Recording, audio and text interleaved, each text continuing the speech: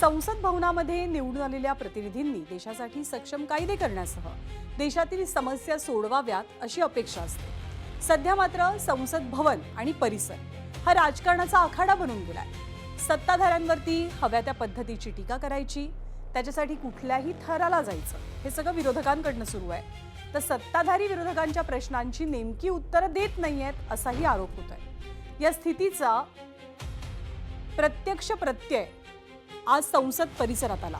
त्याला कारण ठरलं बिहारमधील खासदार पप्पू यादव यांचं दानपेटी आंदोलन। अयोध्येतल्या राम मंदिरातील दान चोरीचा निषेध करण्यासाठी पप्पू यादव साधूच्या वेशात दानपेटी घेऊन आले आणि त्यांनी आंदोलन छेडलं। या आंदोलनाच्या नंतर संसद परिसरात एकच गोंधळ झाला। धावाधाव आणि पकडापकडी झाली। त्यातून देशहिताचे प्रश्न सोडवणारे किंवा त्यासाठी निर्णय घेणारे हे तेच खासदार आहेत का, असा प्रश्न निश्चितपणे अनेकांच्या मनात आला। या आंदोलनानंतर अपेक्षेप्रमाणे प्रखर टीकाही झाली। त्यात साधू संत धर्म हा विषय सुद्धा सुरू झाला। देशाच्या साधू संतांना चोर दाखवून त्यांचा अपमान केला गेला असा आरोप सुद्धा झाला। एकूणच या आंदोलनामुळे आजचा दिवस चांगलाच गाजल्याचं चित्र दिसलं।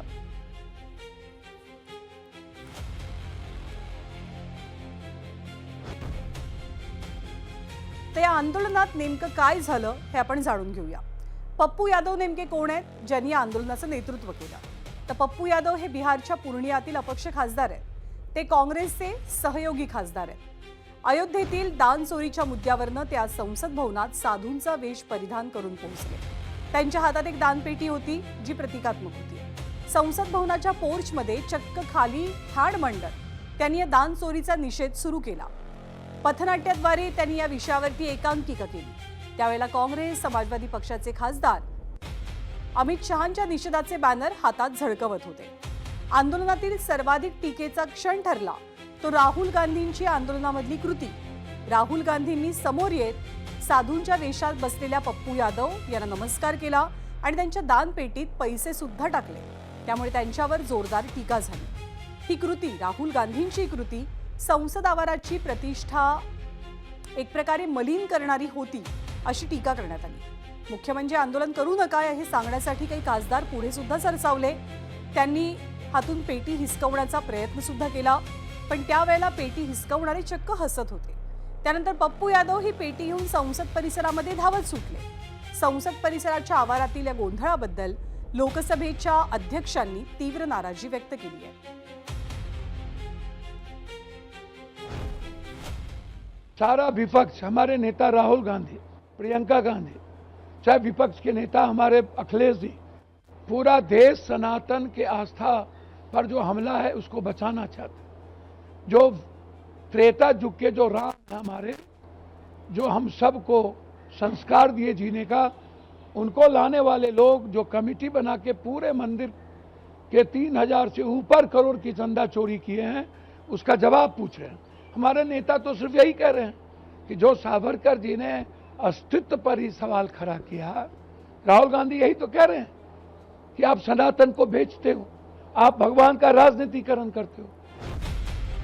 तर पप्पू यादव यांच्या आंदोलनानंतर प्रचंड गदारोळ झालाच, त्यावर भाजपचे खासदार असलेल्या साधूंच्या प्रखर प्रतिक्रिया सुद्धा उमटल्या।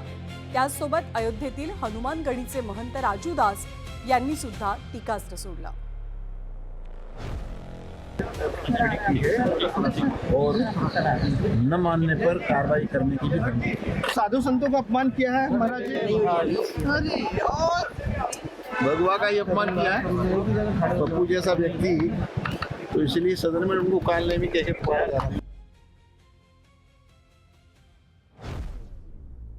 किसी राजनेता नेता क्या माननीय सांसद कभी मुल्ला मौलाना बनकर ऐसे कृत्य कभी किया था क्या? जिस प्रकार से राम मंदिर में अव्यवस्था को लेकर संतों का भेष धरकर साधु बनकर चंदा चोरी करते हुए पप्पू यादव अपने आप को दिखाया है, दूसरे तरफ राहुल गांधी हंस रहे उसमें चंदा डाल रहे हैं, तीसरे तरफ तथाकथित समाजवादी पार्टी के सांसद अवधेश प्रसाद और समाजवादी पार्टी की टोपी पहने समाजवादी नेता कॉलर पकड़कर साधु के खींच रहे हैं। क्या यह संतों का अपमान नहीं है? सनातन संस्कृति का अपमान नहीं है?